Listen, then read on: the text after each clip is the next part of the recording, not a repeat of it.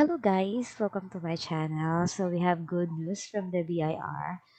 Effective today, January 22nd, 2024, stop na yung pag-collect ng annual registration fee na 500 pesos.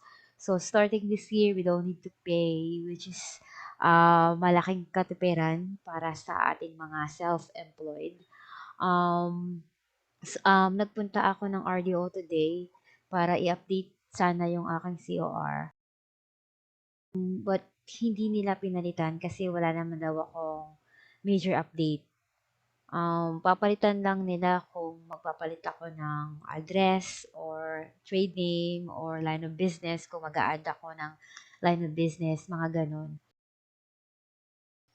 And nakalagay din naman dito, yung mga existing COR valid pa din naman. So yun, hindi napalitan. Nakapag-update na rin kasi ako ng income tax rate online. Nag 8% ulit ako. So, wala na akong kailangan gawin ngayon sa RDO for this quarter. For the first quarter. Okay na. Yun, na-share ko lang naman. And dun sa mga nakapagbayad na, I think hindi na siya mare-refund. But better ask your RDO na lang.